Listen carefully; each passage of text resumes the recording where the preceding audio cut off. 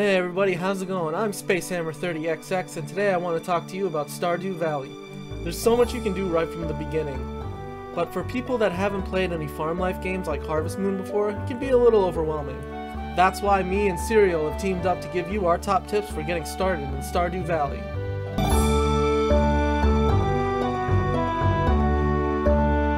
Alright, so we're in the game, and step 1 is to wake up and get out of bed. You can see that there's a package on the floor left for you from Mayor Lewis. When you open it, you'll find inside 15 parsnip seeds, which is a great start. You also have 500 gold, so you really should spend that on some more seeds. Personally, I think beans are a good investment since they regrow themselves every 3 days. 5 is a good start. And you do need both of these crops for a community centre bundle in the near future anyway. But you should spend the remainder of your money on parsnips.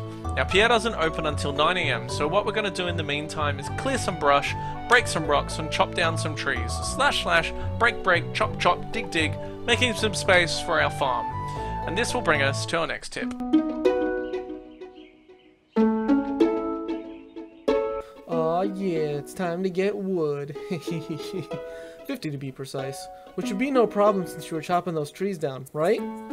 The backpack you start with only has 12 slots, which isn't much room as you're about to find out. Also, keeping one of every item you get can come in handy, so having a chest to put those things in is a huge asset. Things like, I don't know, sap for instance.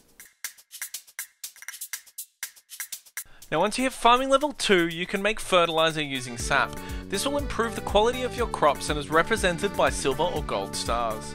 The better the quality, the more fat stacks you get. Yes, that's true, but just remember you need to keep 5 golden parsnips for the community centre bundles also. Yeah, I guess if you're into that kind of thing, whatever.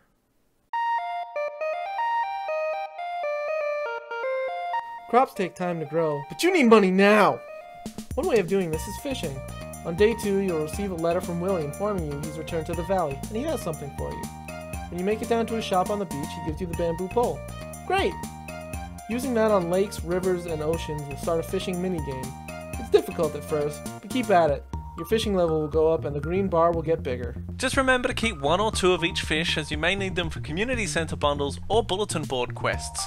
Different places will catch you different fishies. Now while you explore town, you may notice flowers, wild berries and vegetables just laying around ripe for the picking. In fact, if you take the south exit of your farm and continue going down, you'll find a sizable patch or 2 of spring onions just waiting to be plucked from the ground. These forageable items are great for energy, or you can use them to give as gifts to townsfolk. Also, every season has a corresponding forage bundle to complete in the community centre. Or you can just sell them. Come on, it's free money! Right, well anyway, whilst you're foraging, keep a lookout for wiggly worm tiles. You can dig them up with your hoe for a possible artifact to donate to the museum. Find enough items and you'll be rewarded, possibly with more seeds.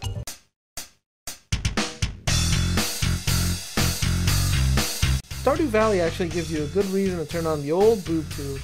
Boobs. Some days one of 2 channels will appear. It switches between Living Off the Land, which is random tips and tricks, and the Queen of Sauce, who will teach you recipes you can cook once you get a kitchen. These meals give you a variety of buffs that you might find useful. So next up is the weather report, which is really handy for planning out your day. Now most days will be sunny, however if it's raining, praise the gods! You don't need to water your crops, which at this point is probably taking up most of your energy. These are the best days to do some extra fishing or mining. This game also has a luck system that determines a lot of things. The Fortune Teller channel will tell you how lucky you are every day, and that luck will determine what you find, how much of it you find, and how many monsters are standing in your way. Speaking of the mines, the boulder that blocks your way will be removed on day 5. The first time you enter the caves, you'll be given a sword by Marlon, a dude with an eye patch and a motherfucking cape. And boy, are you gonna need that sword, because slimes, duggies, and bugs are trying to prevent you from getting the sweet copper that you need. Take care not to lose all your health, or you might be taking a giant step backwards.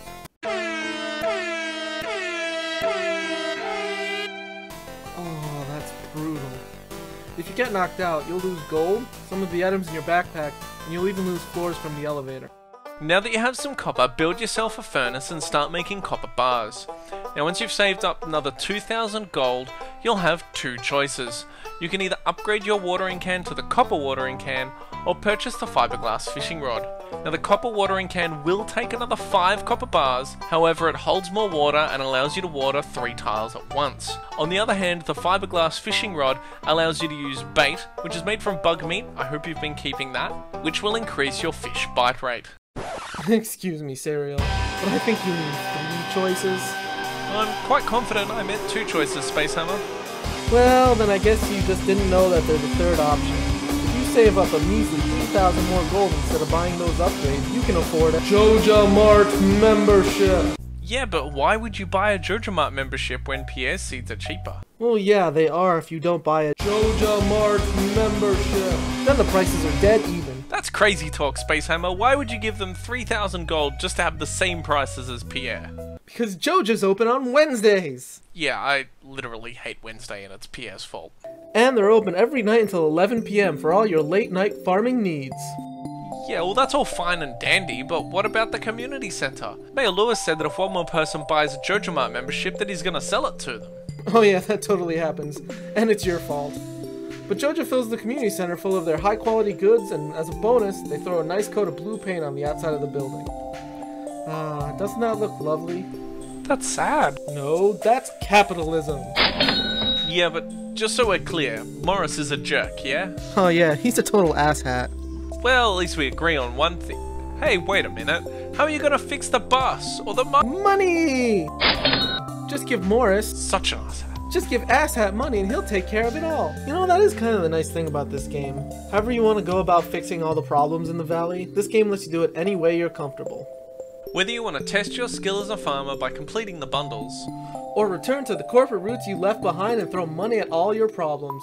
However you want to do it, this game just wants you to play. You get that in terms of YouTube time, this video might seem a little bit late, but I promise there's a good reason for that.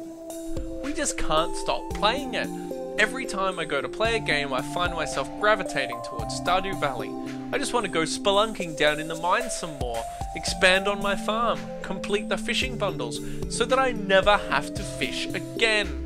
The fishing isn't that bad, but I know what you mean. I'm still addicted to this game. There's so many artifacts to find, and friends I still need to make, and things I still need to cook, and I still haven't beaten that damn arcade machine. We could go on and on, but we already do that on Twitch. It's pretty safe to assume that we just love this game. And it's infinitely impressive that it was all made by one person. All hail concerned ape. We're not worthy. We're not worthy. Now hopefully we've given you some tips to get your farm started in Stardew Valley. Give this video a like if we have. Or let us know in the comments below which tip you found most useful. Or if you have something to add. Thanks for watching. And thanks to Syraeal for helping me with this video. I appreciate it, dude. Sorry about all the reshoots, but I learned a ton about video editing and sound editing from doing this, so it was all worth it for me. Go subscribe to his channel. That's where he uploads all his Twitch streams that he does. Or check him out on Twitch.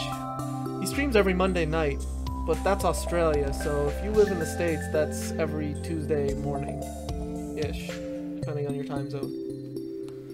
Still, go subscribe, and go watch him on Twitch if you get the chance. Hey, watch me on Twitch too, because we both play Stardew Valley on Twitch. That's how we met each other. And I also archive my streams on my YouTube channel. I also do Let's Plays, and if I ever buy anything cool, I unbox it. And sometimes I vlog while I drive. So if any of that sounds appealing to you, go ahead and smack the subscribe button down below. Don't forget to share this video if you found it useful, or funny, or both. Once again, thanks for watching. I hope you have a good one, and I'll see you later.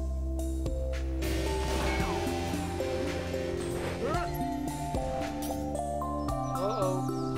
What's happening? Oh my god, it's the